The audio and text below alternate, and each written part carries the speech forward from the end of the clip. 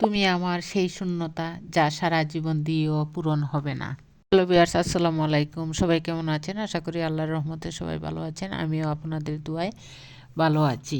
আজকে আরেকটি ভিডিও নিয়ে আপনাদের মাঝে চলে আসলাম। একটা শেষ হয়ে যাওয়া সম্পর্ককে নতুনভাবে শুরু করতে হলে নতুন মানুষ লাগে না, নতুন একটা আবেগ আর কমা সুন্দর মন লাগে। স্বপ্নহীন মানুষ কখনোই বড় কিছু করতে পারে না, কারণ তারা বড় কিছু করার স্বপ্নই কখনো দেখে না। কথাবার্তা আর কুদের পরিমাণ খাবারের লবণের মতো হওয়া উচিত। পরিমিত হলে রুচিকর, অপরিমিত হলে ক্ষতিকর। সব থেকে সুন্দর দুইটি মুহূর্ত হলো মায়ের কুলে মাথা রেখে শুয়ে থাকা আর বাবার হাত ধরে রাস্তায় চলা।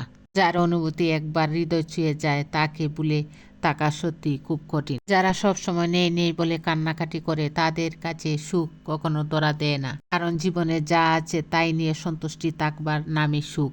এই যে আমার খারাপ সময়, এটা একদিন কেটে যাবে, কিন্তু সেদিন অনেক মানুষ আমার মন থেকে বেরিয়ে যাবে।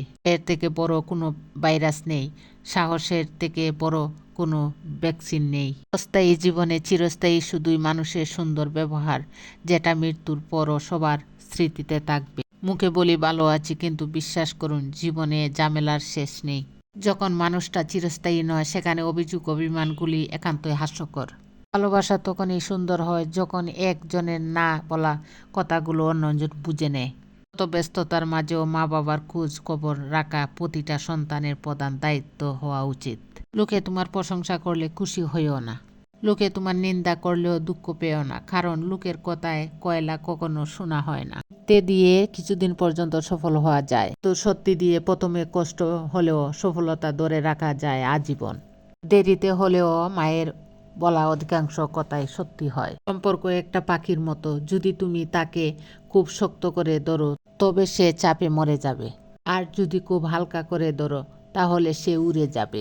কিন্তু যদি তাকে খুব যত্নের সাথে ধরো তবে সে থেকে যাবে। হাসলেও চোখে জল আসে, আবার কান্নাতেও চোখে জল আসে, শুধু তার স্বাদ হয় ভিন্ন ভিন্ন। জীবনের একটা গল্প লিখতে বসলাম, দুঃখগুলো লেখা শেষ, কিন্তু যখন এই সুখ লিখতে যাব ঠিক তখনই কলমের কালি শেষ। এটাই জীবন। বিশ্বাস করতে বছরের পর বছর লেগে যায়, আর বিশ্বাস ভাঙতে 1 সেকেন্ড যথেষ্ট।